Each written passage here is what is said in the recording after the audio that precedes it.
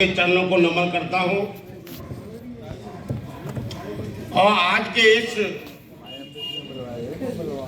खुशहाली के कार्यक्रम में के आयोजक जिन्होंने आज पहली बार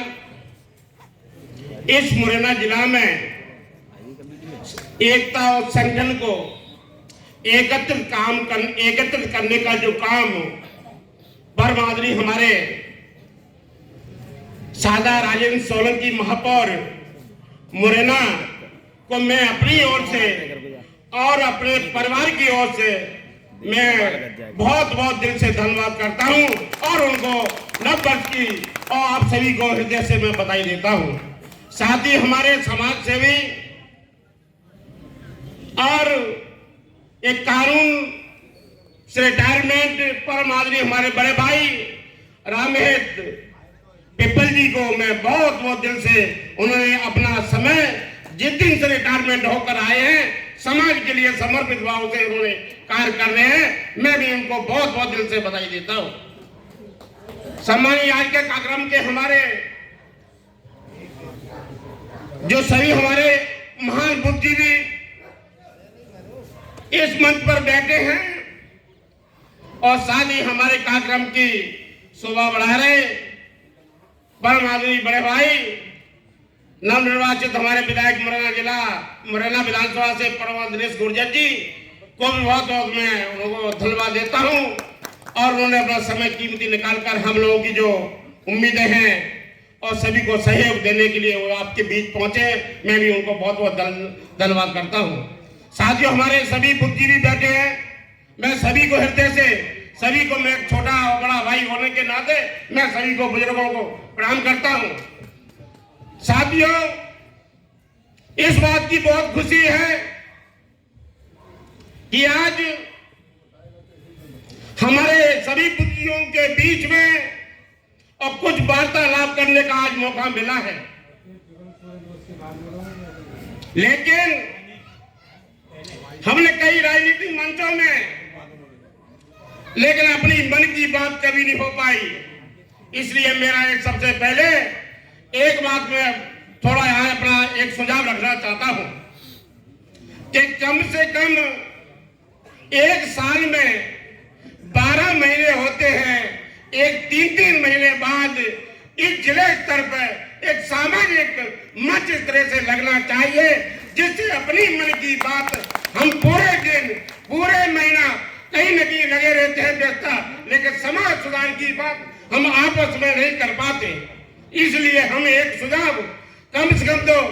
साल के अंदर एक जिला स्तर पर हमारे पूरे के पूरे जिले की जो तहसील है ब्लॉक है और पूरे जिले स्तर पर यहाँ की मॉडलिंग ऐसी मजबूत होना चाहिए जिससे हमारे समाज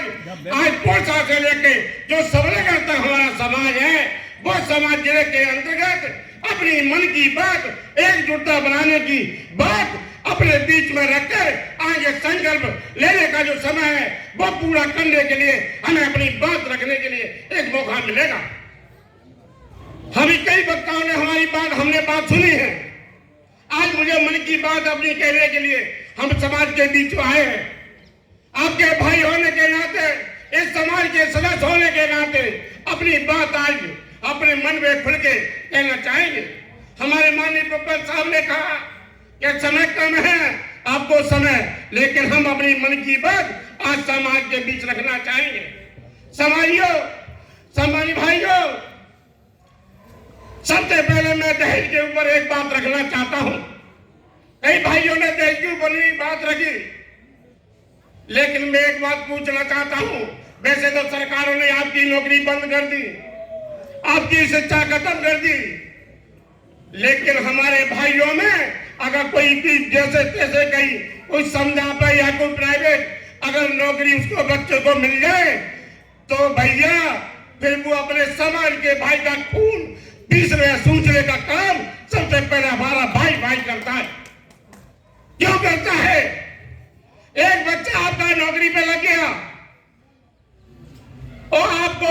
आपकी तनख्वाह आपके माँ बाप को देगा ना कि सास ससुर को देगा, लेकिन फिर भी सबसे पहले अगर देश की हमें दोषी हैं तो हम आप सभी हैं।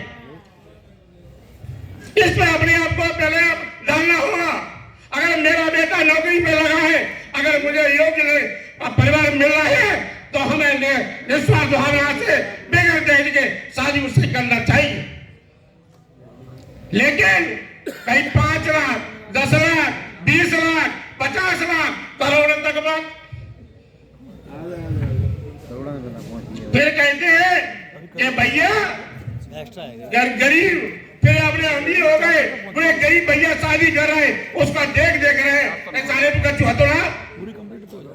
अरे संकल्प इसलिए तो जरूरी है। अगर गरीब का भाई, अगर कोई गरीब है, उसे उठाने का काम हम तुम सभी को करना पड़ेगा।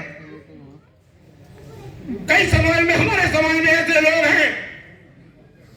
जो वास्तव में अपनी जगहबंदी की शादी करने में मजबूर है, उनकी सहायता नहीं करते, उनको शिक्षा के लिए उनके बच्चों को सहयोग नहीं करते। एक हमारे भाई भक्ता जी ने कहा कि हमारे कई अधिकारी और कर्मचारी, वास्तव में सत्य बात है, हम इसका भी समर्थन करते हैं कि हमारे अधिकारी वरिष्ठ बेटे हैं, समाज के होने के नाते, बाबा साहब के आरक्षण के नाते, और उन्हें आरक्षण लिया है तो समाज का भला करने के लिए उन्हें भी संकल्प लेना होगा। सम्मानित साथियों, इसलिए मैं एक यहाँ से संकल्प को विशेष आग्रह निवेदन करना चाहूंगा कि समाज में ऐसा संगठन बनाए, ऐसा संगठन बनाए कि अपना संगठन पूरे जिले का एक संगठन होना चाहिए। जरूर पर हम